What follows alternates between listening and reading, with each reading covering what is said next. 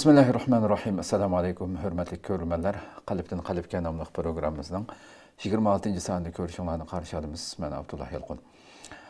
Qadirli görürmənlərimiz, hər günü ibtidadan burun huzurunlarda bir-birindən məzmunluq hayatımızga başqa bir məna qoşuduğan məzmunlarda hörmətli ustazlarımız bilən hər günü huzurunlarda buluyatımız. Allah subhanahu wa ta'ala sözlənген bu temalarni layiqida to'g'ri tushunib amal qilishga nisib qilsin deb tilaymiz. Davomliq deb kelyapmiz.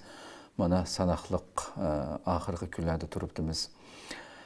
Rabbim Allah subhanahu wa ta'ala gunohlar mag'firat qilingan shu baxtlik bandalarning qatoridan qilishini tuvanchik bilan so'raymiz va bizlar uchun ham shu oxirgi kunlarda köplab dua qilib qo'yishinglarni umid qilamiz. Rabbim inshaalloh qilgan xizmatlarimizni dargohida xolis niyat bilan qabul qilib, bir insonning bo'lsimi, bir kishining bo'lsimi, to'g'ri yo'lni tushunib olishiga, to'g'ri yo'lda menishiga vasila bo'lib qolsak, albatta bizdan ortiq baxtlik kishi bo'lmaydi deb qaraymiz. Bu tuyg'u bilan qo'limizdan kelgancha xizmat qilishga tirishayotimiz, qadrli ko'rmalarimiz. Endi bugun tunugun e'lonimizda bergandek intayin muhim bir islomda zirvatu sanamil islomiyat, islomning eng cho'qqisi deb sifatlangan bir amal haqida, jihadning turlari haqida suhbatlashadiganligimizni tunugun e'lonimizda berdik. Albatta jihad degan so'z tilga ilingan hamon damalligi insonning ko'pincha kishilarning zihniga shu jang maydonidagi rasmiy o'ldirilish, shu rasmiy urush maydoni ko'zga darhol bu zihnimiz kelishi mumkin. Ammo lekin dinimizda davomli o'lamalarimiz bu so'zlab kelyapti. Bugun bu to'xtalamiz. Jihad deyilgan vaqtida buning turlari nimalarni o'z ichiga oldi? Qaysi amallar bo'lishi kerak? Inson qanday tayyorlikda bo'lishi kerak? Ana shu cho'ng haqiqiy urush maydoniga erishguchi bo'lgan jarayonda nimalarni tayyorlash kerak har bir musulmon o'zida. Bu mazmunlar haqida to'xtalamiz inshaalloh. Bugungi programmamizning aziz mehmoni hammalar tanish bo'lgan hurmatli ustoz Sharq Turkiston ulamolar birligi muavin raisi, shuningdek bayonotchisi Abdusalom Alim ustozni taklif qildik. Qimmatli vaqtini chiqarib programmamizga qatnashib berganligi uchun ko'pdan ko'p rahmat aytamiz oldidan. Allah razı olsun, rahmet sizlerge. Allah razı olsun. Vaqt farqi nihoyatda zo'r bo'lsa-mu, tarovihni o'qib bo'ldinglar sizlar duyoda. Shu kech soatlarda ziyoratimizni qabul qilganingiz uchun tekrar rahmat aytamiz. Ustoz, endi deganimdek albatta jihad ismi tilga olingan vaqtida nihoyatda keng bir doirani o'z ichiga olgan bir so'z endi bu. Shuni oldi bilan butun turlarini zihnimizga keltirgan asosda jihadning, islomdagi jihadning hikmeti haqida Rabbim nima uchun qandaq bir hikmat bilan yo'l qo'yganligi haqida bir qisqacha bir tushuncha bilan kirgan bo'lsak, marhamat. Bismillahirrahmanirrahim. Alhamdulillahi robbil alamin va salatu vassalamu ala sayyidina Muhammad va ala alihi va sahbihi ajma'in. Allah subhanahu wa ta'ala Qur'oni Karimda wajahiduhum bihi jihadan kabira. Ular bilan sen eng katta cho'ng jihadni qilgan, davomlashtirgan deb aytib Allah subhanahu wa ta'ala. Qur'oni Karimda Allah subhanahu wa ta'ala o'zi insonlarga ma'lum narsalarni tushuntirish uchun, ma'lum mazmunlarni oydinlashtirish uchun nurg'un misollarni berdi. Misol orqali nurg'un narsalarni tafakkur qilishimizga chaqirib qiladi. Shu orqali biz bu ishninki asli mohiyati mundaqkan degan narsani shu misollarga qarata o'lga olib o'rganamiz, bilamiz. Hatto hayotlikning to'g'risidagi misollar bor. İnsanlarning xato yo'lga ketib qolganlarga ilgirki ummatlarning xato ketganlarning misolini keltiradi. Jihad qilib, haq yo'lda minib, qurban berib, Allohning rizosiga erishganlarni va ilgirkilarni silishtirib turib, mana bu bundaq yaxshi ishni qilganlarga Alloh bundaq mukofotlarni bergan, bundaq natijalarni qozongan deganga o'xshash misollarni beradi. Shunga misol nurg'un masalani oydinlashtirishga eng yaxshi bir qo'llanish, eng yaxshi bir chora hisoblanadi. Endi bu yerda biz bu jihadning mohiyati haqida yoki jihadning hikmati haqida to'xtalganimizda, jihadni bir tirishish yoki g'oyaga yetish uchun insonning qilgan tirishchanligi degan bir ta'rif bilan, bir tunutish bilan boshlasak, bu yerda g'oyaga yetish uchun bir narsaga bir usulni elish uchun tirishchanliksiz tirishmay turib bir narsani hal qilib bo'lmaydiganligi hammamizga ma'lum.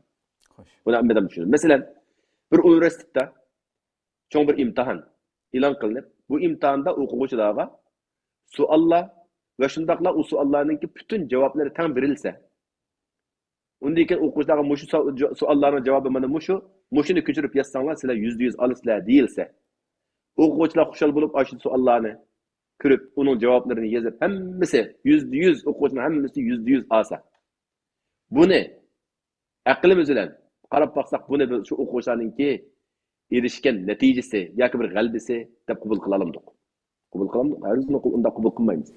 Chunki bu yerda javobi aniq bo'lgan, sen oldin ala uning javobini berib qo'ysan, bu yerda o'quvchilar hech qanday tirishchilik hech qanday ko'rinishi bo'lmadi. Bularningki 100% og'irligimi ularningki natijasiz ekanligini ko'rsatadi.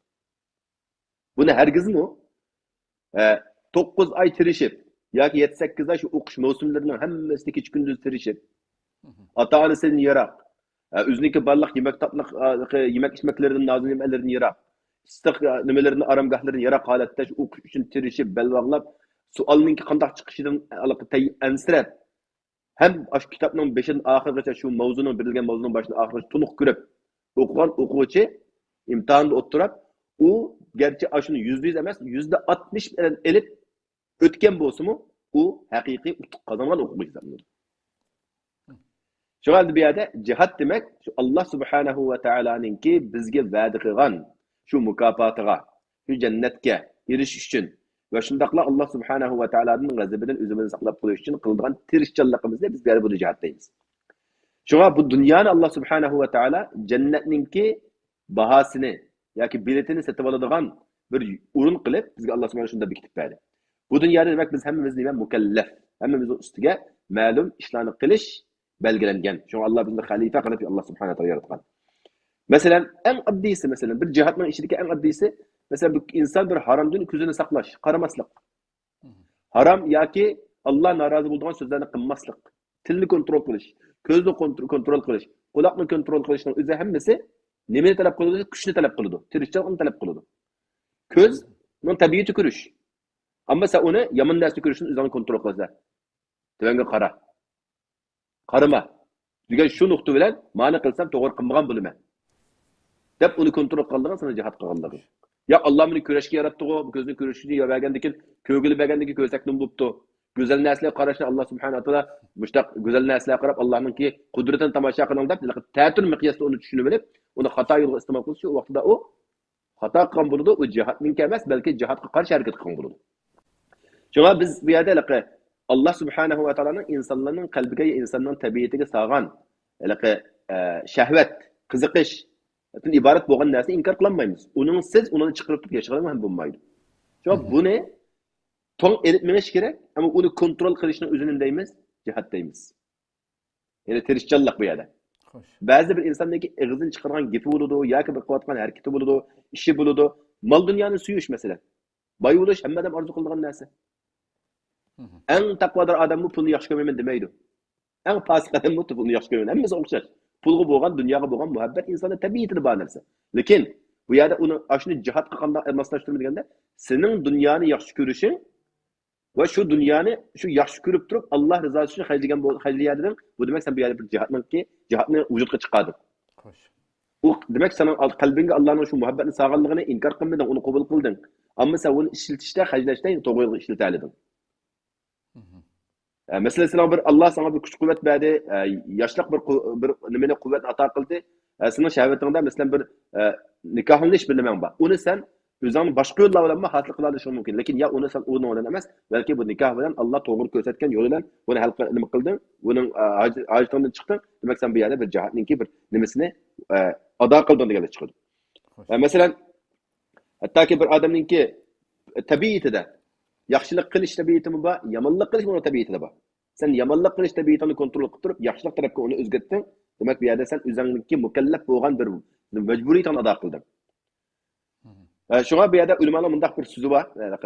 Haqiqatan qoyil bo'g'izlik, odamlarni qoyil qilib, ash-shahvatu muharrik deydi. Masalan, bu insonning shahvati odamni qo'zg'atqich bir narsa bu. Ani qil, ma'ni qil. Endi bu yerdagi shahvat degan so'z bizning Uyg'ur tilimizdagi shahvat desa faqatla insonningki nafsini qondirish uchun Her ayollar otursuk münasebetli emas. Bir şehvet değil. Her kandak bir nesli boğan kızıkış. Bazı mal dünyaya boğan kızıkış buldu. Bazı mensepki boğan kızıkış buldu. Bazı mesela üzününki nefsini kandırış boğan. Bazı oyun tamaşağı boğan kızık. Hemmesi insanda kızıktırdıgan bir narsa. Bu insanda kızık, her bir insanda bir hareketlengüç bir narsa var. Ama onun rolü ne dese? Onun rolü akıl. Aklımız bilen bu şehvetinki kandak taraf kılması doğru bulduğun, kandak taraf kılması bulmaydıganlığını bir aklımız arkalık bunu dansap bakımız. Bazıda akıl mı? Onu ilgili bir dersimizi bilip öttük bu akılların fitrinin hakkında bir digendemiz. Akıl mı bazıda bunu doğru kontrol kılamaydıgan, bazı ondan halkıp gitadigan, çeklemege riayet kılamaydıgan ahvala kap çıkında bu vaqtida bir şeriat Allah subhanahu bergen şeriatı var. O şeriat bilen biz yolunu tutmamamız. Şuna en sağlam bolsan sen özüňe men noçe demekçi olsan, bu noçe bolgan adam üzdeki baş şehvetini inkar kılmaydı. Aklını joyiga işletiyor ve şeriat özünün kuralı kılıdı. Kuralı kılıdı şunun bilen şehvetini kontrol kılan asasda hem akıldan mu ezip ketmegen asasda hem özünün yolunu, özünün asli gayesiga mingan yolunda kayıp ketmegen asasda maňydy. Şuna bazılarınki bu İslam dininde hem narsalar o haram bu haram deydigan İslam dini onda insanı mahrum kıladigan narsa yok. Mahrumiyet yok İslam dininde. Lekin bu yerde bir tüzüm var. Bay bol, yolu bilen bol. Halaldan tap, halaldan kesip kıl. Halalını hacla. Hatta ki uzanın cismani yakin nefsini kandırgan taraf olsa, onun İslam kımma demeydi, kılıdığan yol ne? Ma yolundan kılgın deydi. Yolunu gösterip durdu. Çünkü şu yolunu tepiş. Mesela bir adam yolda bir yere seferde ketip atkan bolsa, yoksa bir ilanını kurup kalıdı. Bu ilanda ma yaptın, bunu ondan ütüp kessen bu yerde kümülgen yergi kümülgen nimeler var, bumbular var.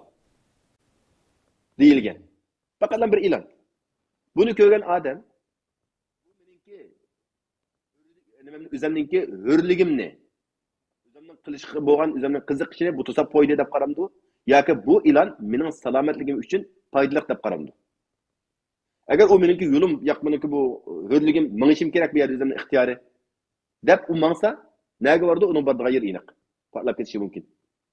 Ama bu ne? Bu menin salametligim için, meni asırap, menin ziyan tapmasına için kılgan bir ilanken bu dep, aşınыңdan özüge savak gelip o yerden aldığı mammusçu, o özünü kutkuzgan buludu. Mesela şeriatimizde bir narsa haram deyilgen bolsa, manın davamını menip kalsan o vaqtda akibetin yaxşı bolmaydı. Şu. Aslında sen bir şey toxtap qalğın, bu özüňe salametligi üçün yaxşı degen, ma noktadan düşengen bolsak, o vaqtda üçü biz İslam dininde hiç qandaq bir narsani ki haram bolup qalğanlygyny xapyp ketmeýmiz, yoki bir aram bolmaýmyz. Şoňa İslam dinininki buyruklaryny sen toğry düşüngen wagtynda buyrukni düşünüşden burun buyruğuçunun kimligini yani Rabbin Allah Subhanahu wa Ta'ala'nın kimligini yaxşı düşüngen wagtynda sen hiç qandaq buyrukdan çö sen özüň bir aram bolmaýsy. Toğry. Çünki haqiqi mümin şu haberini bergen, sana şu buyrukni bergen Rabbininki en yaxşı hemme narsani en tuluq biladigan ve la yunabbi'uka mislu habir. Habir degan bu yerda haqiqiy hamma narsani oldi-keynini, mayitini biladigan bir zatninki sana bir vatgan ma'lumot bo'lganki, onun sanım yo'q. Sana bir doktor kelib, bir kasalni, oddiy bir yerim og'ridi deb borsan, doktor qo'yib, "Bu sizning ahvolingiz xatarlikkan." yoki sizda bir rak kasali bo'lish oldingizda mubtalo bo'lgandek tursiz. Siz darhol hozir doktorga berib nima qilishingiz kerak. Desa, u odam garchi $1 million tijarati bo'lgan bo'lsa-mu, safar qilmoqchi bo'lgan bo'lsa-mu, u chuqum qanday qiladi? Aniq qo'yib o'zining salomatligi uchun birinchi qadamda aniq qiladi. Chunki u doktorning degan gapi bilan. O'shaning ishini o'dunga. Balki u tekshirib qilsa, balki u doktorning degan gapi xato bo'lib qolishi mumkin. U diagnoz xato bo'lib qolish ehtimolligi bor. Lekin endi shu odam narozi bo'lmaydi. Asla xato bo'lib qolish ehtimolligi yo'q. Xato diagnoz qo'ygandan deb uni xafaolmaydi. Hech qilib tirishtirgan zarardir. Lekin Alloh subhanahu va taolo bir narsa sana ma to'g'ri emas, ma sana ziyonliq desa, bu yakaga vaqtida o'zimizningki nimasida voy nima qilib shunday bo'ladi deb qilishimiz o'zi biz Alloh subhanahu robbimizningki bizga qo'ygan buyruqlariningki qimmatini tunmaganligimiz. Chunki bu yerda endi biz bu jihatni nimasiga kelsak, bu yerda o'zingni kontrol qilish, o'zingni havo havasini kontrol qilib, uni to'g'ri bir ravishda ilib menishning o'zini bir jihat deymiz. Endi buni jihadun nafs. İnsan o'zining nafsi bilan qiladigan jihat. Chunki payg'ambar alayhisolamning bir jihatlardan birisi bir jihatni qaytib etib, bütün türleriga ayrim sual sorsam. Birincisine ait sualına ait bek tefsiri etip bana Allah razı olsun.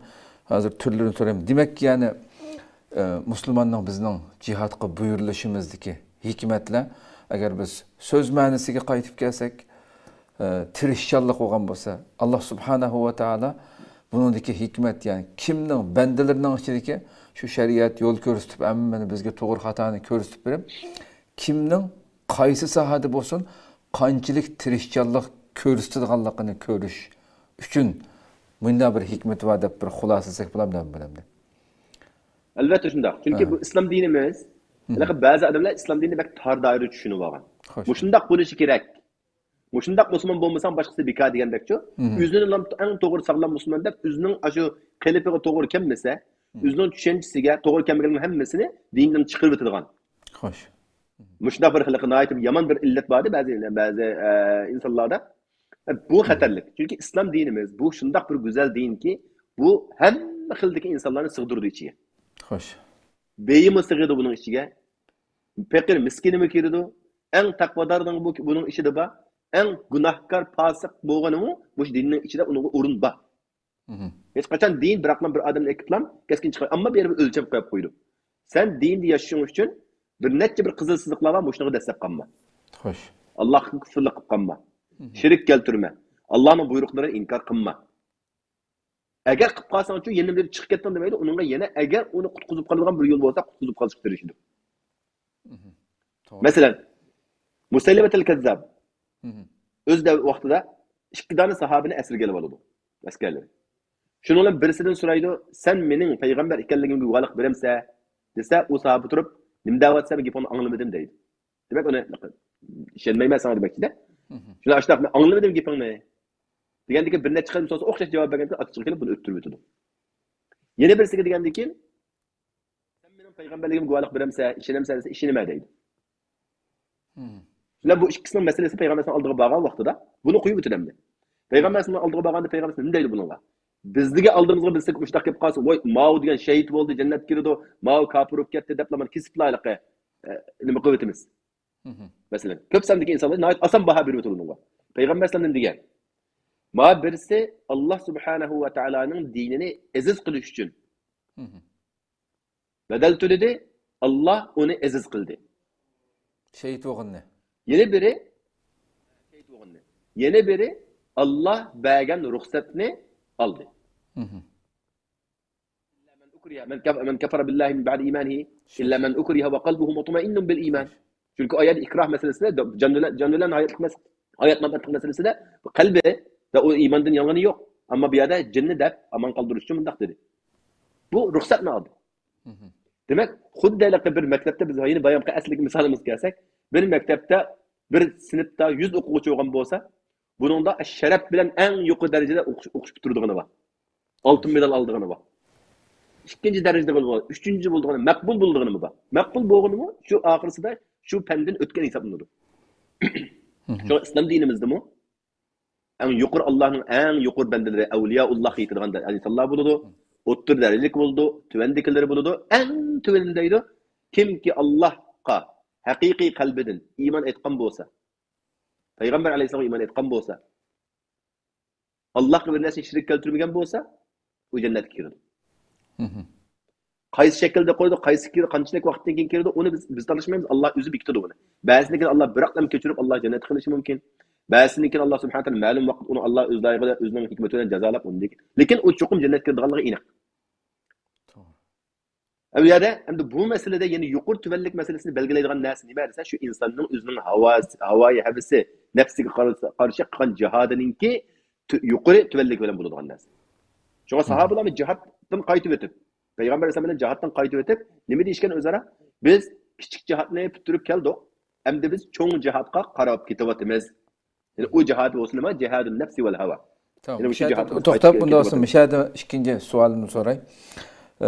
Yuqoridagi mazmunlarga ko'ra undan olsa jihatning turlari haqida. Bu mushno jihatning turlari haqida bir qancha azroq to'xtalsak, lekin bu javob berishdan burun bugun biz shunday bir jamiyat yashayapmiz. Normalda shariat masalasini olib tilga olinmasa, bu yo'l qo'yilgan bizga ya cheklangan ya buyurilgan narsaning hammasi amaliyotda Alloh subhanahu va taolo bizga ato qilgan rahmeti ekanligini, bizning to'g'ri yo'lda mengishimiz uchun o'zining rahmatiga erishish yo'li ekanligini so'zlab turyaptilar.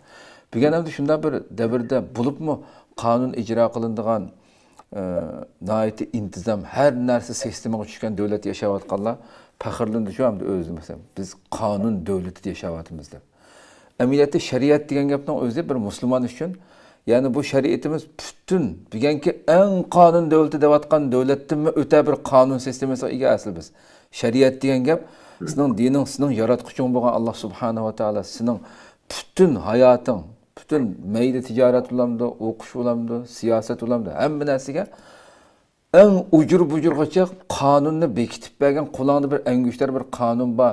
Sen shunday bir qonunning egisi degan gap asli musulmonga.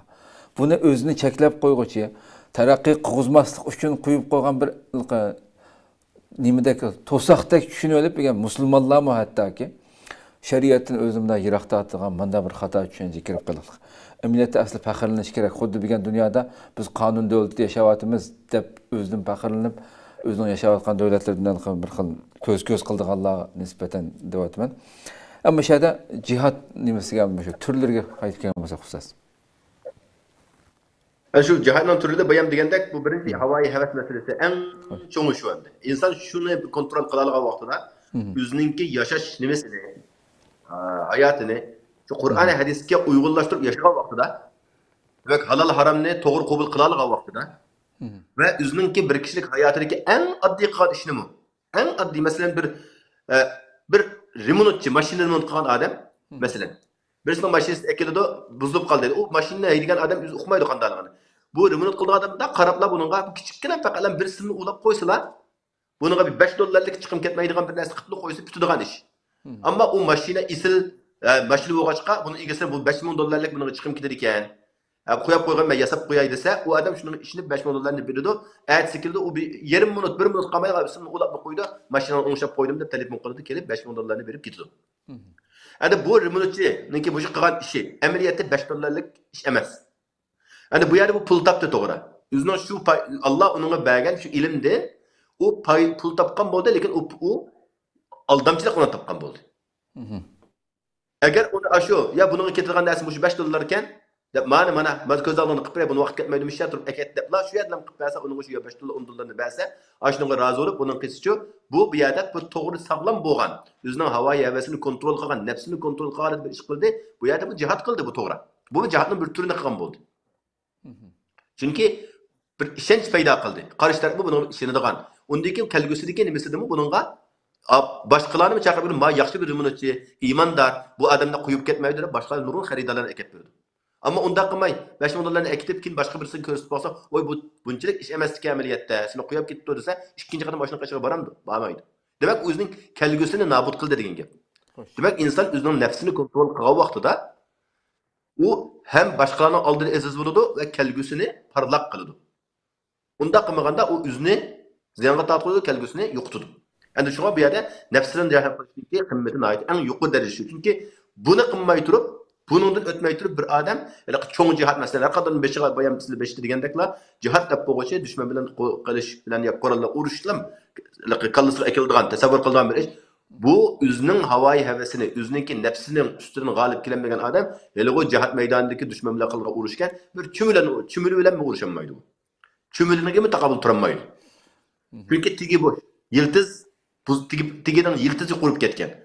Şuna bu yerde asas nimetse şu. Bu Peygamber Sallallahu tarihi devri mukaddesler sahabelerinin hayatı 5 yıl nevren başlansa ular özünün nefsini kontrol kılış. Özünün barlığını Allah için atıyalaydıgan, özünün mal dünyasını keçerlaydıgan, özününki ailesinden mi keçerlaydıgan hak için kelgen vaxtıda. Özünün yurtunu taşlap baralaydıgan, hicret toğru hicretini kılalaydıgan. Moşunun hemmesi nemenin talepleri ise cihadın nefsinin talepleri. Bunu hemmini ular oruldugan.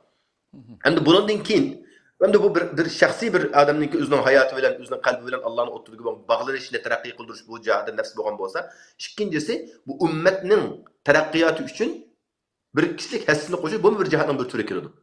El cihad binai deyimiz mesela bunu. Mesela bu şu benim milletim, benim halkım kandak terakki kıldı. Kandak ben güçlüyüm, benim ümmetim kandak güçlüdür. Çünkü bir devlet, bir Müslümanın bir devlet güçlense, bir millet güçlense bunun faydası hem gibi bulunur. Çünkü bu yerde cihat degan vaqtimizda ba'zilar Allah yo'lida ilerleydigan, o'zini cennet biraydigan adam kerak. Deydi-da, o to'g'ri, u muhim.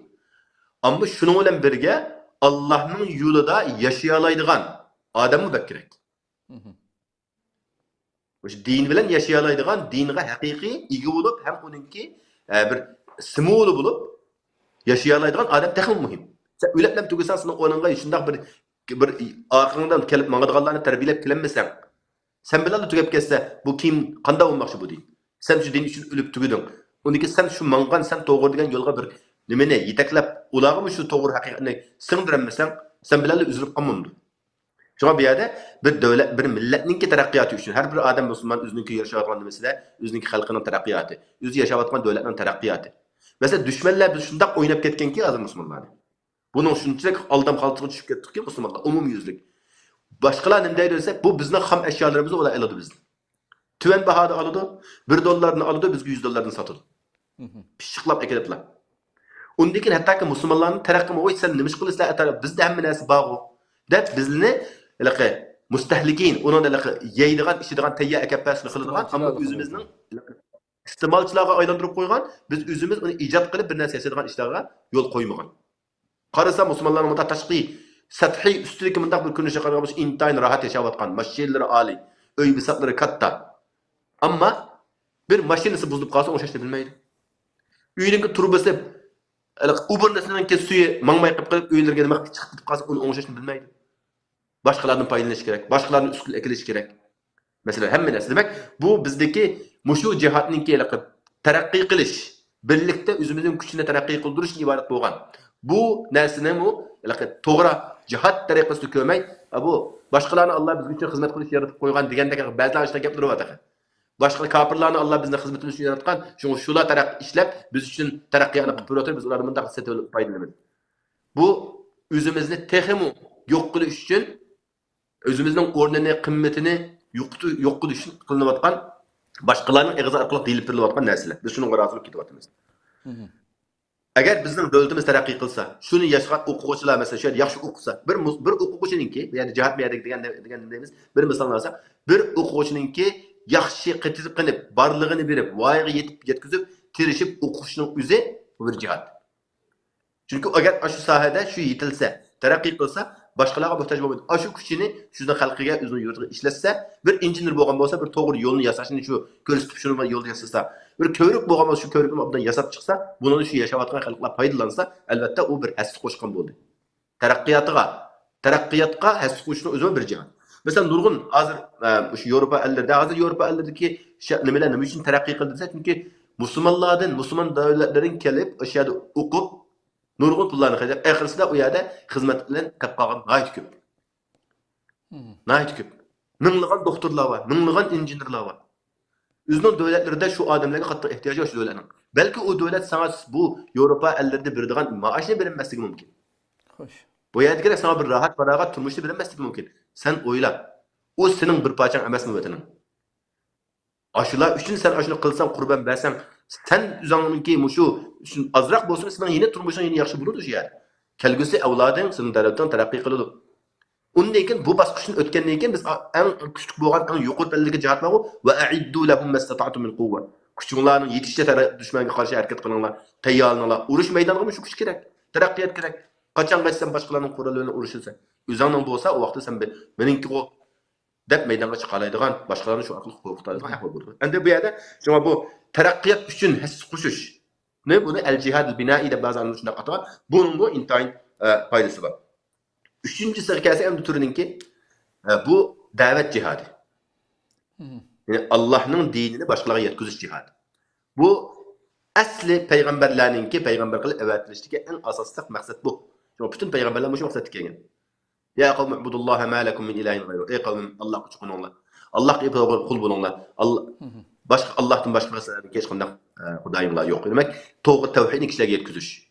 Da'vat qilish. Endi mushu da'vatning uchun, mushu da'vatni yo'lga chiqish uchun shu qital, ya'ni dushmanga qarshi qurolli kurash qilish uchun mushu da'vatning yo'lini ochish uchun qilinadi.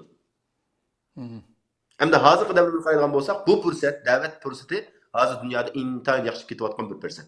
Bulutmu Avrupa ellerinde olsun, başka yerlerde olsun. Çünkü az demokratiya degenden bilen, ular özünün biz nima qilaversin. Ama biz aşuninki bizga bo'ladigan, bizning şu davet uchun qo'llanilgan nurg'un yerlarimiz bor.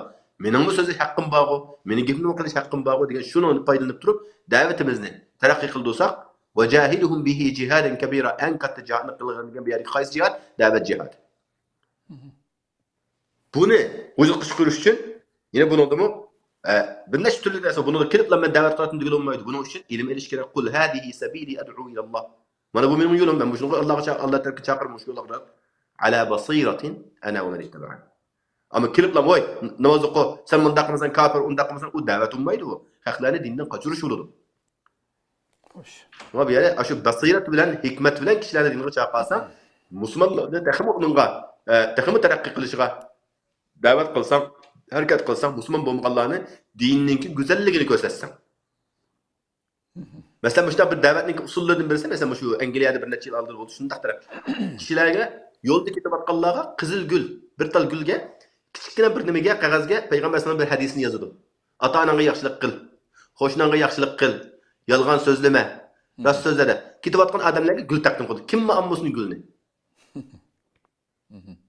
Har qanday ham qiladi. Qiz yigit kelayotgan bo'lsa, mana sizga gul, qiz do'stingizga mana bering degan qo'shilib qoladi. Bozor sotib olsa 5 dollarga sotib olgan narsa. To'g'ri. Olgan degan uni o'qiydi tabii. U yoq qarasin u xatning o'zida hech qanday bir insonga ziyon bo'lgan gap yo'q. Rost so'zla. Va'daga vafo qilgin. Payg'ambarning go'zal axloqlari, makarimul axloq innama bu'istu li utammima makarimul axloq. Buni qandiki kishilar buni qo'yib, uning oxirsida aslo bir savol bo'ldi. Bu so'zni kim degan? Bu so'zning egasi kim? Xatning keyni tarafga bu Muhammad, Allohning payg'ambari. Demak, sen nima qilding? Bir gul bilan islom haqida izlanishiga sabab bo'ldi-da. Shuning bilan. Shuning bilan bir odam bunda chunki biz hozir shariat degan vaqtida biz boshqa bunaayta qilib qattiq qo'rqinchli bir narsa. Hattoki ba'zi musulmonlarimizmi o'zimizning bu Yevropada yashayotgan yoki dindan to'liq xabar bo'lmagan nimalar qarindoshlarimiz, afsus, musulmon qarindoshlarimiz shariat degandeklar qo'rqinchli bir vahimaga tushib qoldik. Shariat degandeklar bizning hayotimizga nima to'siladi? Shaklimi qo'yiladi. Xohlaganimizni qilolmaymiz, bu qilamiz, bu qilolmaymiz. Amaliyotda sen shariat kirsang, texmi qila olasiz yaxshi ishni.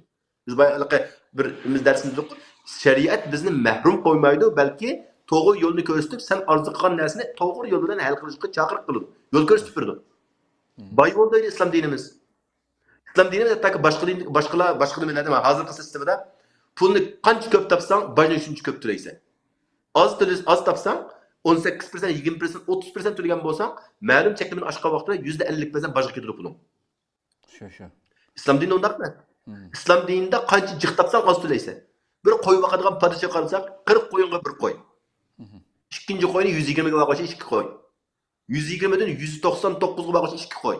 Undaki her 100 ga birdan qo'y. Ya Allohim ya Rabbim. Evet, İslam şart qil, ko'p top pulni deydi. Ammo qildig'ini qara 2,5%. Ajoyib ya. Bu inson o'ylasa bu shariat bizni bu boy qiladiganimi shariat, baxtli qiladiganimi shariat, qalbiga erishtiradiganimi shariat. Hamma jihatda bu shariatimiz go'zal bir yo'l. Shuning uchun bu go'zal yo'l deb tushunsak, unda shariat deganimiz go'zal yo'l. Allah ko'rsatgan go'zal yo'l. To'g'ri. Shunga bu yerda Peygamber sallallahu davetini ilib borgan vaqtda, davet jihad qilgan vaqtimizda davet qildim bu emas. Mening qilayotgan da'vatim Peygamber alayhisolamga ko'rsatmasiga uygunmi, uygun emas. Ma nuqtaga diqqat qilishimiz kerak. Nurg'un qarindoshlarimiz, nurg'un da'vatchilar degan da'vat qiladi deganlar, da'vatning usulida xato ketgan. Yoki uni da'vatni qilishdagi yo'llarida haqli kishilarni din tarafga moyil qilish emas, dinni yiroqlashtirib qo'yadigan, nafrat paydo qiladigan, kishilarga tamg'u bosadigan, sen undaq, sen mundaq deb belgi qo'yib qo'yadi. Peygamber hech qachon bir odamga sen mundaq, sen undaq degan umumiyuzlik bundaq bir misollar deb qo'yadi. Yolg'on aytib qolsang, munofiqning ichiga kirib qolasan. Abdullah ibn Ubay ibn Sulga Peygamber ey munofiq deb topqanmi? Demigan Peygamber sallam biladi. Vahiy orqali biladi. Hattoki Alloh unga 70 qatim istig'for etsa-mu, uni qabulga Alloh kechirmaydi degan yerda, agar Alloh bu yerda men sonni maqsad qilgan bo'lsa, 70 ni oshirib istig'for aytdim degan Peygamber sallam. Mana bu Peygamber sallam axloqi go'zal axloqi. Biz mesela davetimizde elbette bunun muhimliğini deyimiz ya ama usulla nurg'un xatoliklarimiz bizde var. Şuna bu yerda Peygamber sallam davetiga, ki yo'liga, sunnatiga, davet qilish usuliga orqali jihad qilishimiz bu bak muhim. Ham onun da bir insonga o'ziga nurg'un talab nima qo'ydi. Islomning jihad. Islomning sirtidagilarni, ya'ni dinsizlarni islomga akirish u yoqda tursin. Sen İslam'ın içindeki Müslümanlarını yiroqlashtiradigan shaklda qildiganlar ekanmi?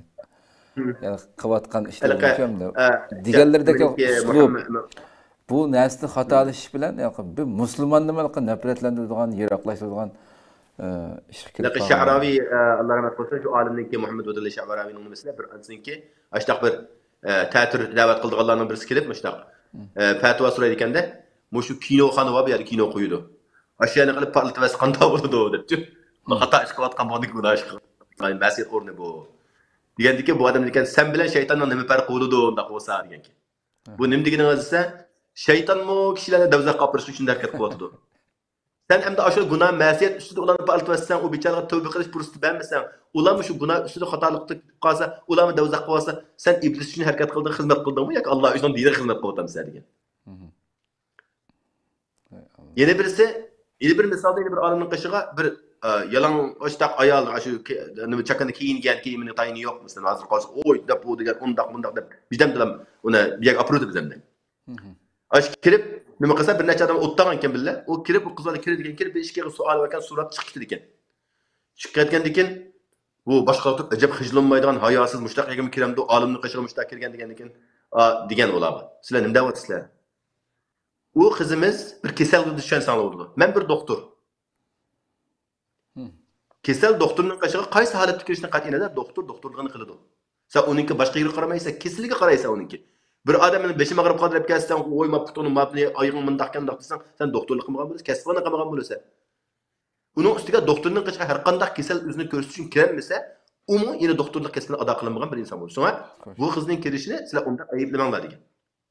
Agar bu shundaq kirib, o'zini savolni so'ramasa, javobini olmasa, nega boradi? Demek bu insan şu bu noktalarda şu davetning ki usulü da'va u bir usulni da'vani qanday qilish, qayerdan boshlash bo'lsin, hammadan muhimi şu eng yaxshi insonning o'zidagi axloq, fazilat, buniki basira, bu so'z hikmat bilan da'vat qilish. Bu jihatning nimasi kirdi.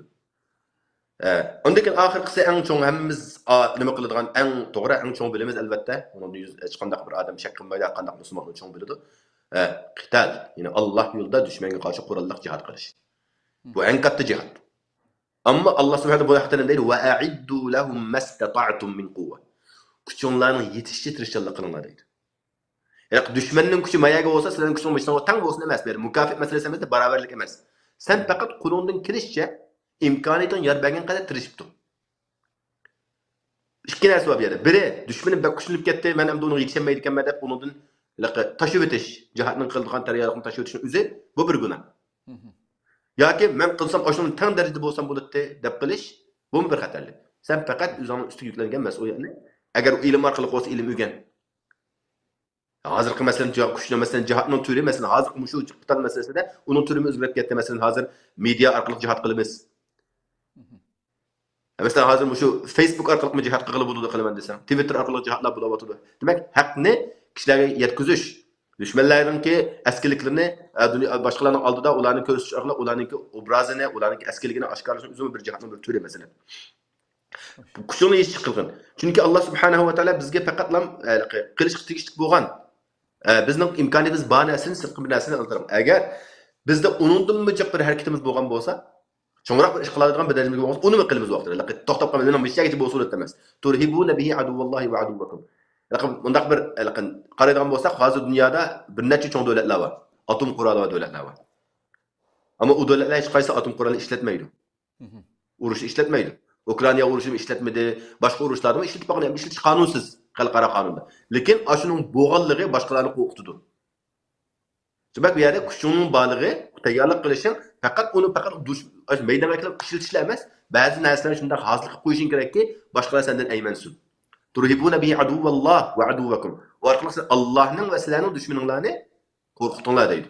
Xo'sh. Bu yerda turhibuna bi awliyaulloh emas.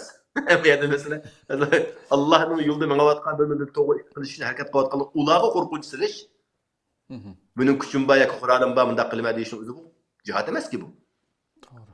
Shunga haqiqiy Alloh yo'lida qurolliq jihad qilishning buning farzligini, shunga zirvatisiz islam al-jihad.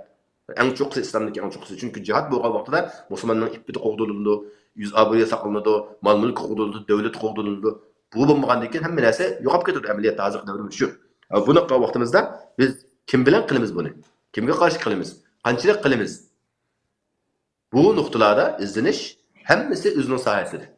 To'g'ri. Bir-birini to'liqlaydigan. Masalan, bir harbiyning nimasida buning ichida kompyuter injenerlari bor. Ular qurol tutmaydi faqatla. Ammo shu ishini eng yaxshi qilish orqali dushmanning qayerda, qaysi holatda, qayerda qanday urushni qilishini ko'rsatib beradi bular. Ba'zi xaritchilikni o'rganadiganlar bor. Shu. Remontchilari bor. Namiya, oshpazlari bor. Bu bir mukammal bir narsa, bu to'liq. Birisi kam bo'lib qolsa, boshqalarninki nimasiga ta'sir qiladigan. Albatta. Doktorlari bor buniki. Demak, tayyorlik qiladigan vaqtda hammasi tayyorlik qildi. Demak, bizga qaysi shaklda bizga imkoniyat berilgan bo'lsa, hozir qo'limizda bor. O'quvchilarimiz masalan universitetda o'qiyotganlar bo'lsin, qaysi sari o'qiyotganlar bo'lsin, shu o'qishini niyatni shunga akab turib, men inshaalloh mushuni Alloh yo'lida, men Alloh mendan shuni elishini Alloh arzu qilma degan shu niyat bilan, ixlos bilan o'zininki imkoniyatida bo'lgan narsaning borlig'iga tirishib, shu qital agar to'g'ri kelib qolsa, ikkilanmaydigan, kechikib qolmaydigan, bir savol nima bundoq bo'lib qoldi deb bir qo'rqib ketmaydigan bir holatda o'zini tayyorlab turish. Bu jihatninki eng yuqorisi bu dushmanga qarshi qurolliq jihatninki har xil yo'llari. Yani şu yerda jihatninki xulosalag'an vaqtimizda buni to'rt turli. Birinchisi nafsimiz bilan jihat qilishimiz, demak o'zimizni tavlashimiz kerak. Ikkinchisi ummatning taraqqiyoti uchun o'zimizni bir kichik hissini qo'shish. Jihad al-bina'i. Uchinchisi da'vat jihadi. To'rtinchisi qital. Ammo buning hech qaysi to'xtab qolmaydi. Sen agar birinchisini qilolmasang, ikkinchisini qiladigan bo'lsa, ikkinchisini qilib. Uchinchisi qilishning imkoniyati yo'q bo'lsa, uchinchisini qil. Mani qilganda mani qilmayman emas, qaysisiga to'g'ri kelsa, hayoting shuning uchun harakat qilishing bu sendan talab qilingan narsa. Bizning Alloh talab qilayotgan narsa shu. Ba'zida nafsimiz bilan u kunda davom qildi, kech kunda davom qilayotgani bu. Undan keyin o'zimizniki ish harakatlari orqali ummatning taraqqiyoti uchun nima qilishimiz, undan keyin da'vatningki usullari bilan payg'ambarlarning ko'rsatmasi bilan da'vat qilishimiz, undan keyin yana bu dushmanga qarshi qiladigan jihadimizniki hech bo'lmasa boshqa hech bir cho'ng tayyorlik qilmasak qalbimizda buningga bir tayyorlik, bir niyat, bir narsa bo'lishi bu albatta talab qilinadigan narsa. Allah subhanahu va taolaning albatta buningki bu so'zlarimizda hargiz buni mukammallik deb qaramaymiz. Bu hamda bizning shaxsan bir adlanib tushunchim o'zimniki egallagan nimamda. Buning boshqa nurg'un turlari yana bo'lishi mumkin. Buning taxmiy yaxshi yo'llari bo'lishi mumkin. Albatta bu bir odamning gapi bilan yoki bir narsa shaxslarningki o'tirib qo'yish bilan hal bo'lgan narsa emas. Bu hammasi yana shu Qur'oni Karimningki jihad qilinglar Alloh yo'lida degan oyatlarni va a'iddu lahum mastata'tum degan oyatni tushunishdiki, davrlarningki taraqqiyotiga ko'ra buning taraqqiy qilayotganligini, talabningki yuqori tuvalliga qarata bu ishlarda qanchalik bunga ahamiyat berishimiz, bu har bir davrda, har bir zamonda o'zgarib turadigan ahvollar. Deb qarayman. Alloh subhanahu va taolo hammamizga bu yaxshi liqda Alloh bizni muvaffaq qilishi. Amin, amin. Rahmat. Allah razı olsun.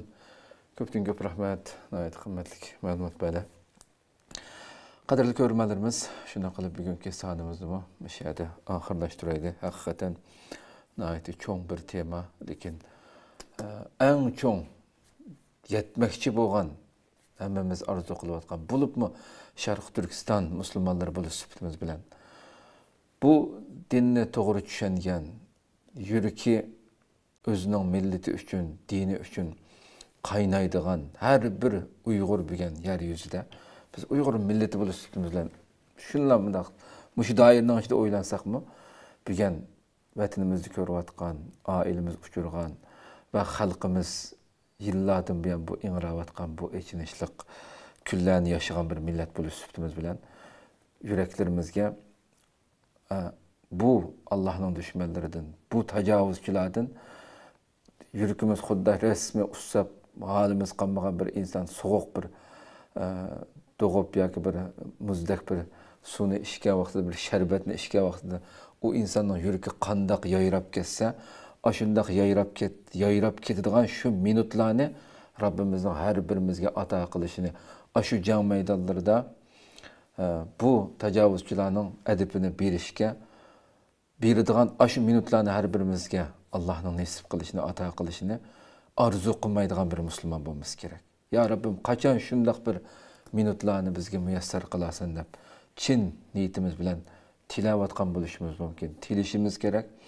Lekin ishning boshidagi hammadan eng cho'ng shu biz ko'zlagan shu kunlarga erishish uchun ustoz yuqori so'zlab o'tgandek o'z nafsimiz bilan butun kunlik hayotimizdagi har bir ish harakatlarimizni shu Rabbimizning yo'l yo'riqi, shariati, ko'rsatmasi bo'yicha buningga selib mangamasak, u ko'zlagan narsaga bir misol keltirdik, chumilini o'z nafsini yengolmagan kishi chumillanmay jon qilolmaydi deb.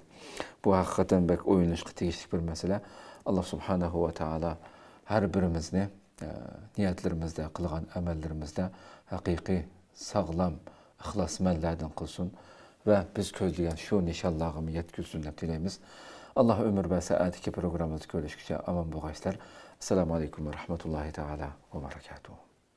يا نور الهلال أقبل تعال فالشوق طال والقلب سما نحو السماء